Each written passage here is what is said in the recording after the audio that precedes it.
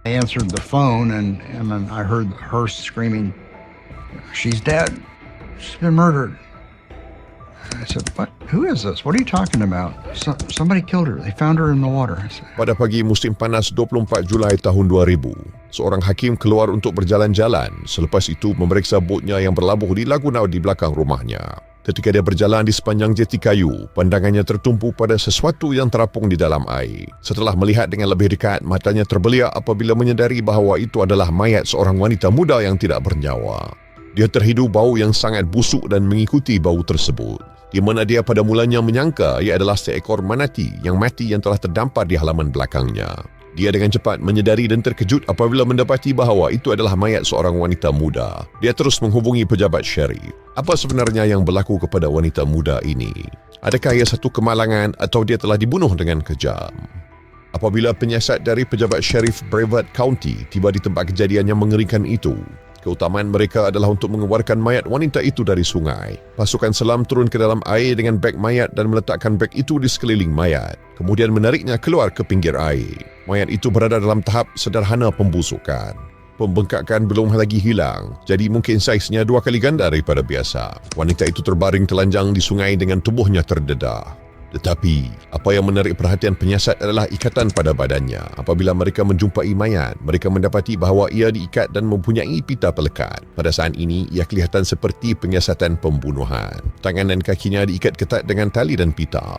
Lebih mengejutkan, terdapat pita yang menutupi pelbagai bahagian kepalanya, mata, hidung, mulut dan leher. Seolah-olah seseorang telah berusaha keras agar tidak ditemui atau diselamatkan. Di sekitar kaki wanita itu, penyiasat menemui beg kedai runcit plastik yang koyak yang dipasang dengan getah. Dengan cuaca yang panas dan lembap, ia dapat mempercepatkan proses perebutan mayat. Ini akan menyukarkan proses pencarian petunjuk. Setelah mangsa dibawa keluar dari air, mayatnya dihantar ke pejabat pemeriksaan perubatan untuk pemeriksaan lanjut. Sementara itu, detektif memberi tumpuan kepada bukti yang ditemui berhampiran mayat. Salah satu bukti penting adalah tali yang digunakan untuk mengikat mangsa. Pihak berkuasa menyedari corak jahitan 2 belian merah dan putih yang unik yang dapat dijadikan petunjuk. Tali itu adalah jenis nylon dengan corak 2 berlian dan hujungnya dibakar untuk mengelakkan daripada terurai. Terdapat juga tali getah hitam yang digunakan untuk mengikat. Tali itu adalah jenis spline tingkap yang diikat di sekelilingnya.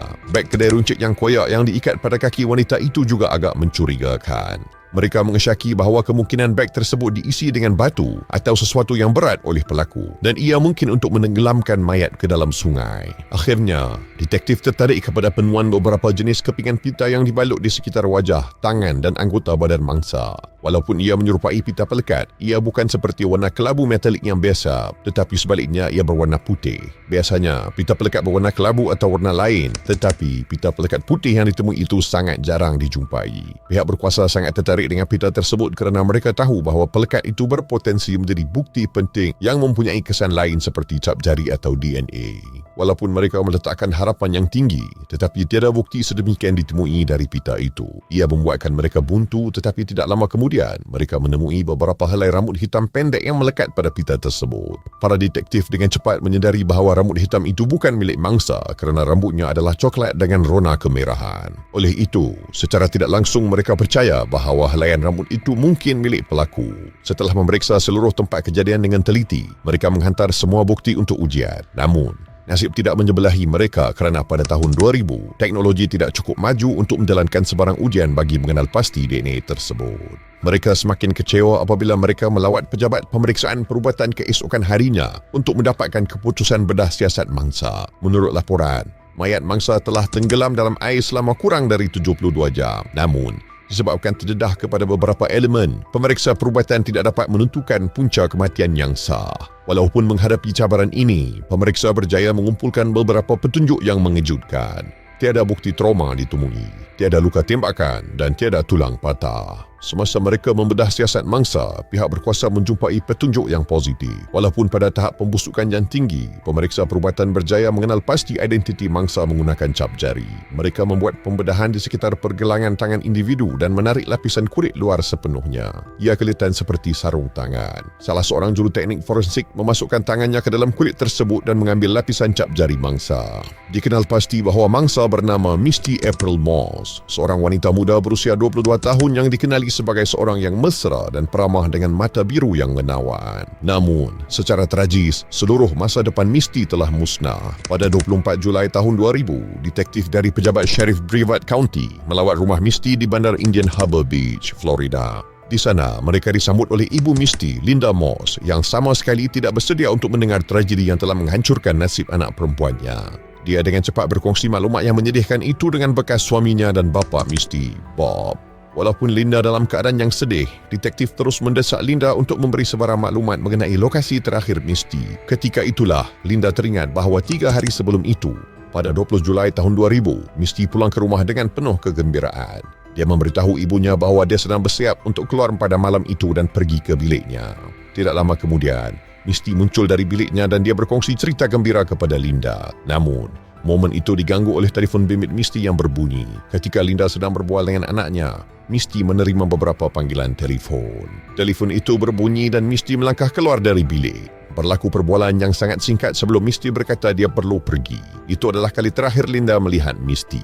Dia menuju ke koridor untuk menerima panggilan tersebut dan dalam beberapa saat, dia menjenguk semula ke dalam bilik, memberitahu bahawa dia perlu pergi dan akan kembali keesokan harinya. Keesokan paginya, Linda menjalani rutin seperti biasa dan pergi bekerja. Namun, apabila dia pulang ke rumah pada malam itu, Misty masih tiada di rumah. Pada mulanya, Linda tidak menganggap serius kerana dia beranggapan Misty mungkin menginap di rumah kawan untuk 1 malam atau beberapa hari, seperti yang sering dilakukannya. Tetapi, apabila beberapa hari telah berlalu dan masih tiada sebarang khabar daripada Misty, Linda menjadi semakin bimbang.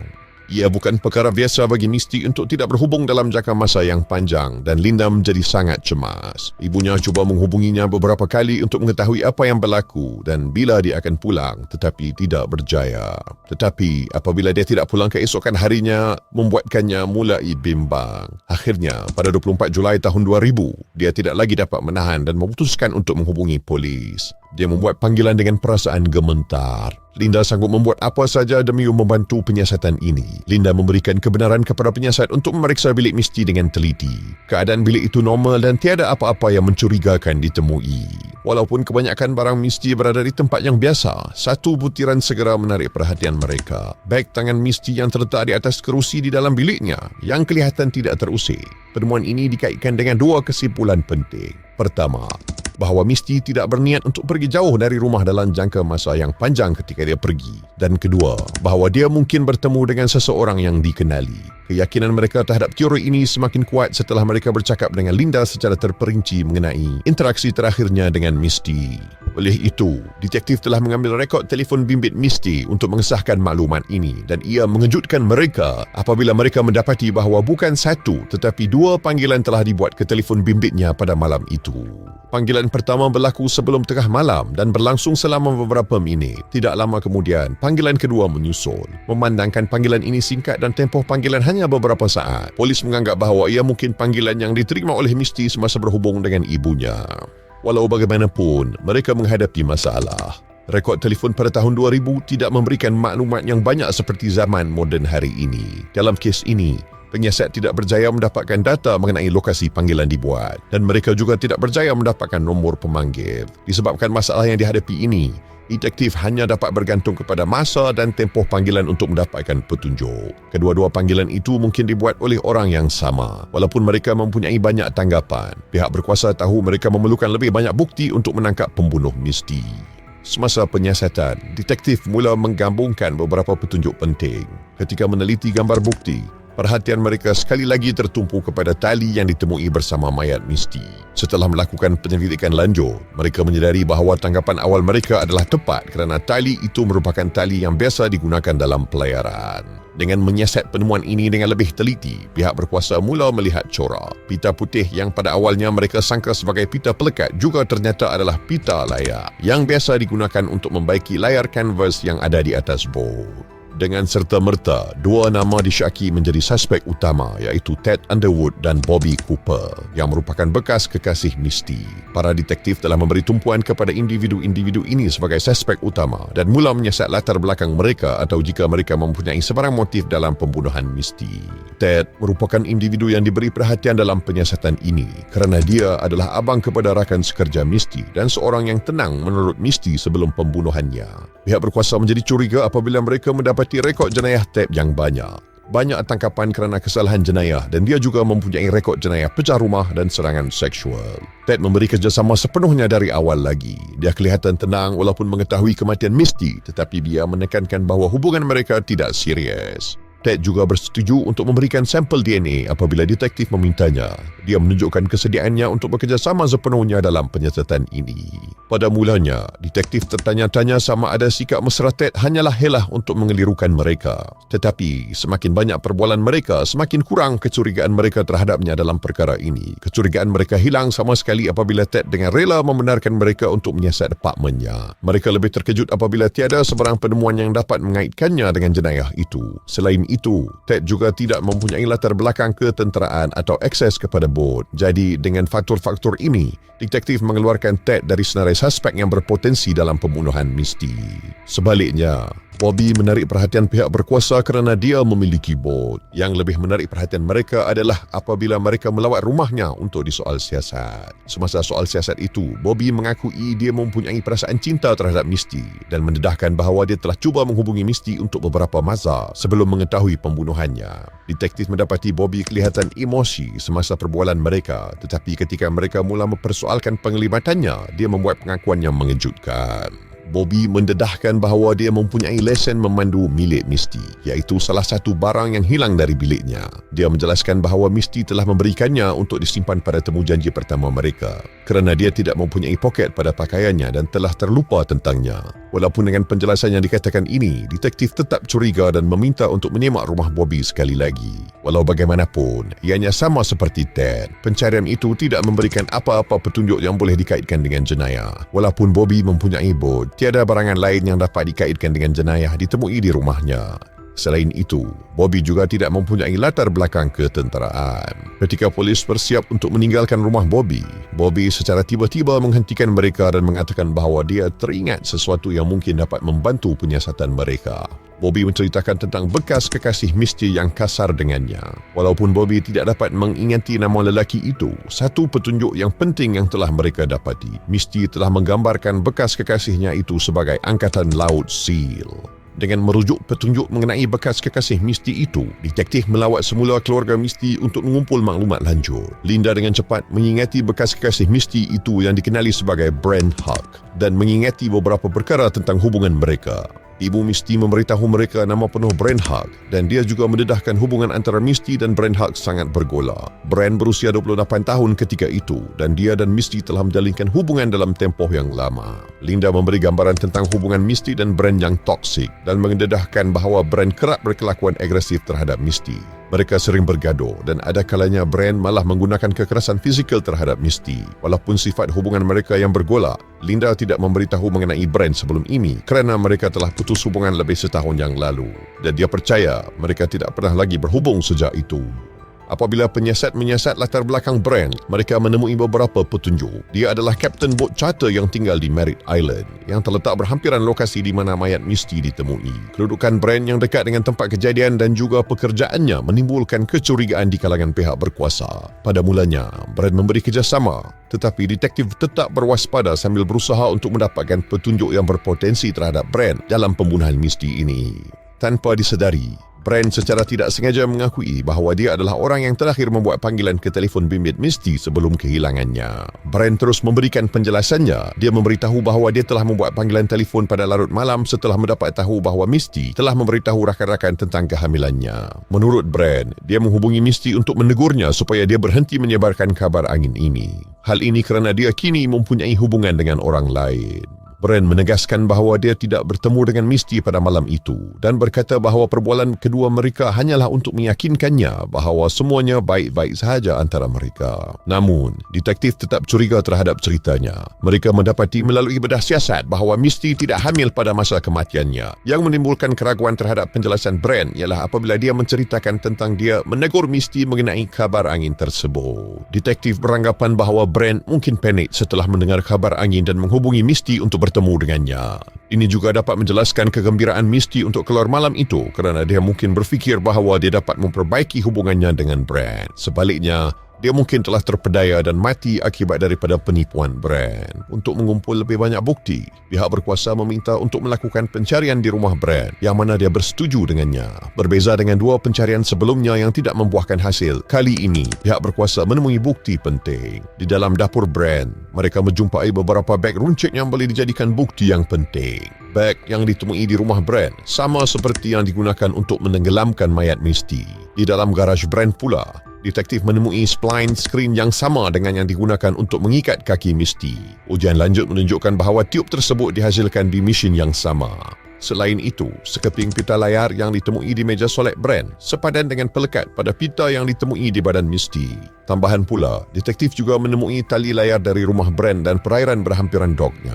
Tali ini sepadan dengan yang ditemui di tempat kejadian dan diikat dengan simpulan yang sama digunakan untuk mengikat Misty. Brand mempunyai akses kepada bot.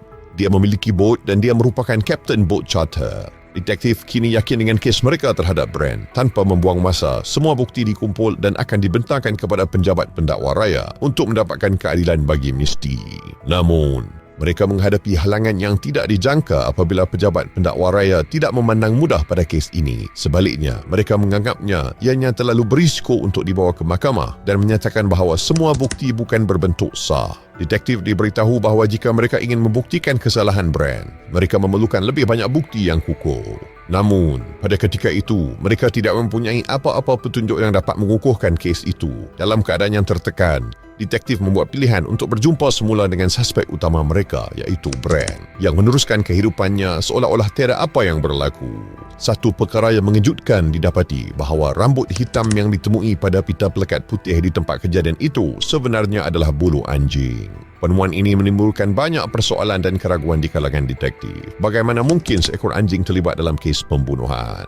Walaupun ia perkara yang tidak dijangka, dengan bukti rambut anjing sahaja tidak cukup untuk menghasilkan bukti yang kukuh. Detektif menyedari bahawa mereka memerlukan bukti yang kukuh untuk meneruskan dan menyelesaikan kes ini. Adakah mungkin dengan cara menganalisa sampel bulu itu, sekurang-kurangnya dapat mengenal pasti baka dan jenis anjing? Kemajuan dalam sains perubatan dan teknik analisis DNA telah memberi petunjuk baru dalam penyiasatan forensik. Satu kes yang berlaku di California yang menunjukkan potensi analisis DNA dalam menyelesaikan jenayah yang melibatkan bulu haiwan. Dalam kes ini, seorang lelaki disabitkan kesalahan kerana membunuh seorang gadis berusia 7 tahun disebabkan oleh bulu anjing yang ditemui di perangkap pengeringnya. Detektif menghantar sampel rambut yang ditemui di tempat kejadian untuk ujian lanjut. Tidak lama kemudian, terungkap bahawa rambut tersebut milik anjing Brand yang merupakan hadiah daripada Misty. Akhirnya, pada Mei 2003, Brand disabitkan atas tuduhan penculikan dan pembunuhan jenayah. Dia dijatuhi hukuman penjara seumur hidup tanpa parol. Kesabaran dan ketekunan penyiasat dalam mengumpul bukti dan mengejar semua petunjuk akhirnya membawa kepada keadilan. Kes ini memakan masa 2 tahun sebelum pembunuh disabitkan.